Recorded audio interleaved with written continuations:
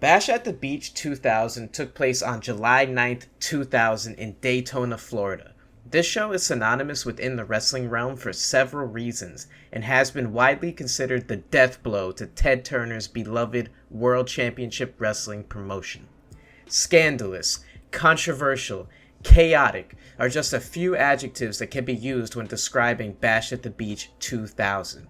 Every key member involved, Hulk Hogan, Eric Bischoff, Vince Russo, and Jeff Jarrett all have a unique recollection of what exactly transpired on that fateful night in sunny Central Florida. In this video, I'm going to break down each individual story and give you my theory on just what went down.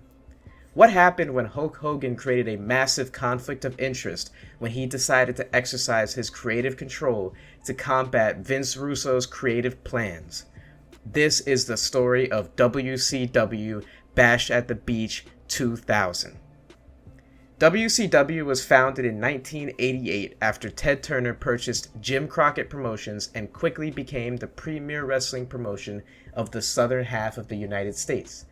Being based out of Atlanta and filming the bulk of their content out of a studio in Georgia, WCW would flounder for many years while being seen by many as a cheap ripoff of the WWF. That was until Eric Bischoff, a C-Team announcer and backstage interviewer, lucked his way into running the entire company. He had a vision of not just competing with the WWF, but one day beating them, which he did for 83 consecutive weeks. This vision, coupled with Ted Turner's unlimited checkbook at his disposal, allowed Bischoff to lure Hulk Hogan away from the WWF and convince him to take his talents down to Atlanta. A key factor in luring Hogan to WCW was Bischoff including a full creative control clause in Hogan's contract. This is important.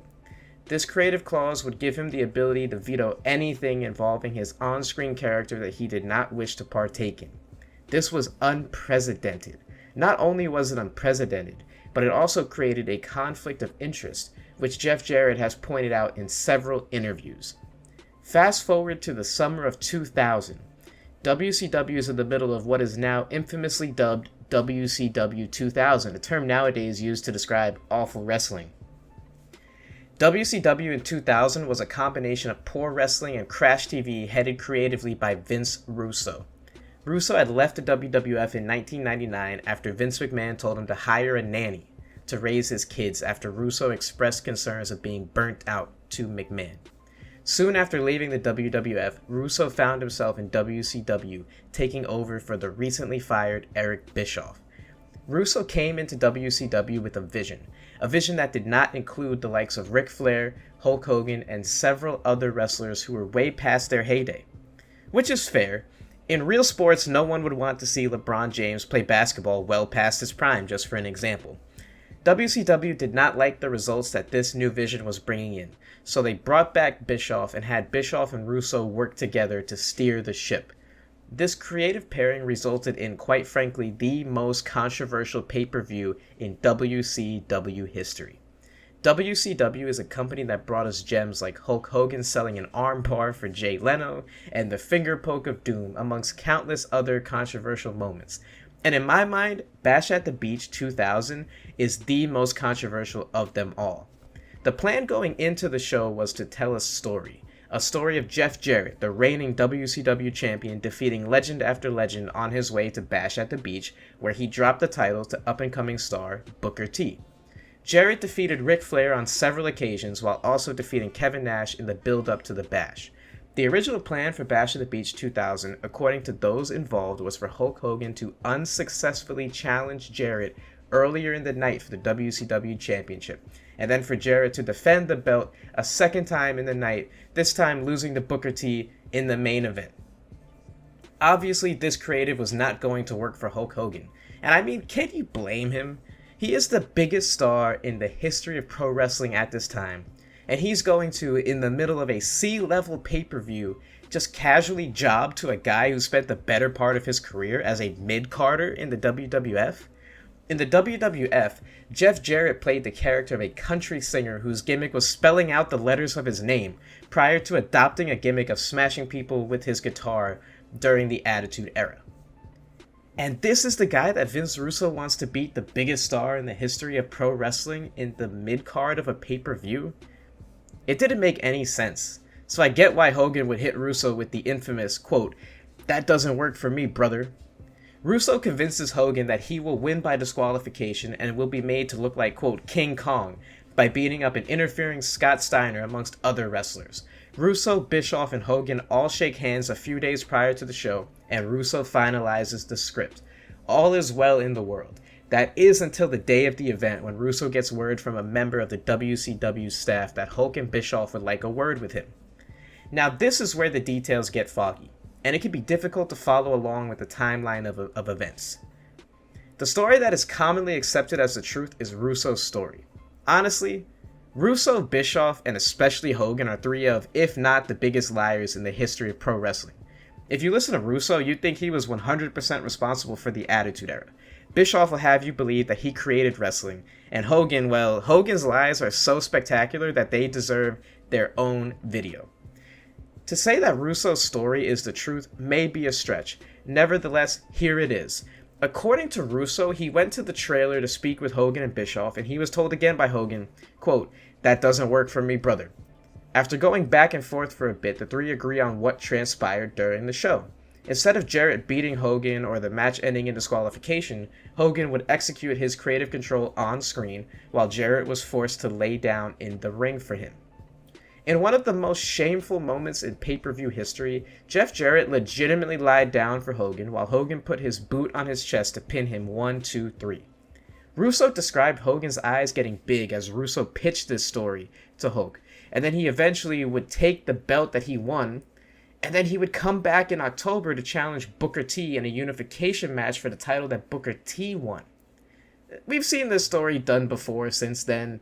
It's really not the first time we've seen one guy that's like the real world's champion, like we saw in AEW with CM Punk, so we've seen this story before. It's not that wild.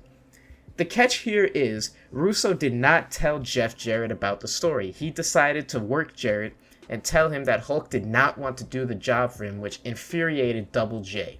Russo then said that Hulk and Bischoff would leave the building, which is kind of weird for the guy in charge of the company to just get on a jet prior to the show ending and have beers with his buddy. After a furious Jeff Jarrett walked to the back, Russo would come out to the ring and cut one of the most scathing promos of all time on Hulk Hogan.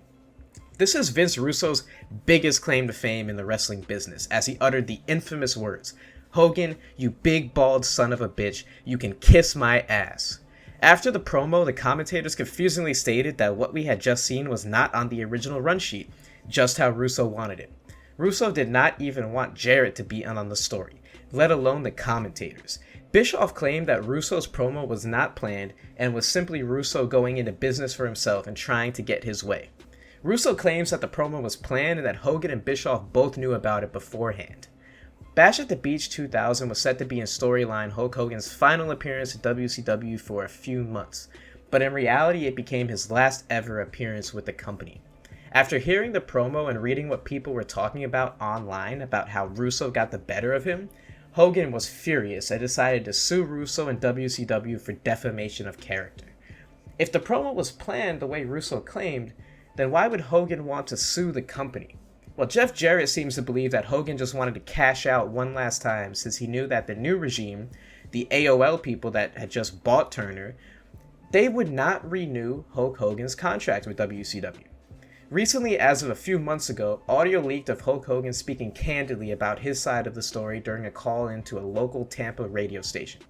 Hogan recalled that he agreed to win the match by disqualification, and that he had no knowledge of Jeff Jarrett lying down for him in the middle of the ring.